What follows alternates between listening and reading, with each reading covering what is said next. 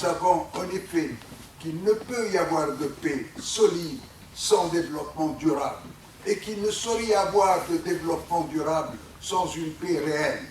Mais dans mon esprit, cette dialectique entre la paix et le développement ne prend véritablement son sens que si elle est enrichie d'un troisième concept qui la sublime, celui de la démocratie. Car à l'expérience, nous savons bien que les États démocratiques portent en eux-mêmes l'idéologie de la paix. De la même manière que la démocratie permet de diffuser le développement et d'en faire un élément qui est, en dernière analyse, ne saurait être réduit à sa seule dimension économique, et c'est ainsi qu'est née l'idée d'un agenda pour la démocratisation. C'est incontestablement la fin de la guerre froide qui va permettre un consensus des États autour de l'idée démocratique et de l'imbrication qui existe entre droits de l'homme et démocratie. L'action de l'ONU en faveur de la promotion de la démocratie nationale apparaît tout d'abord de la façon la plus concrète dans le cadre des opérations de maintien de la paix. L'exigence démocratique a ainsi progressivement investi le domaine du maintien de la paix.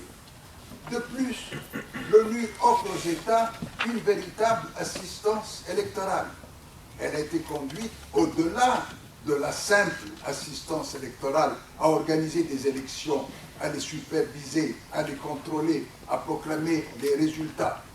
Depuis 1992, on dénombre pas moins d'une centaine d'opérations d'assistance électorale. La démocratie n'appartient à personne.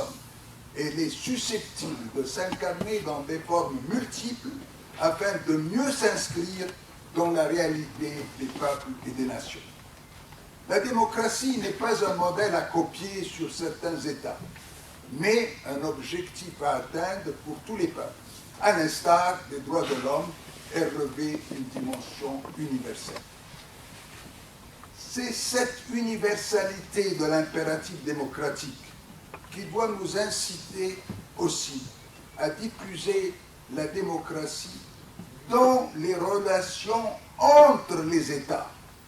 Il est important, en effet, face aux nouvelles perspectives de la vie internationale, non seulement de promouvoir l'idée démocratique, mais aussi de la penser en termes globaux.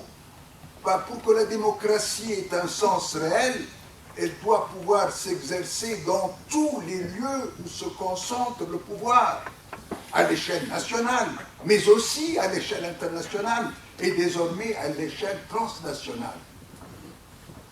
La démocratie n'est pas seulement une forme de gouvernement de l'État ou entre les États. Elle doit être le mode d'exercice de tout pouvoir, quel qu'il soit, dans la société internationale contemporaine.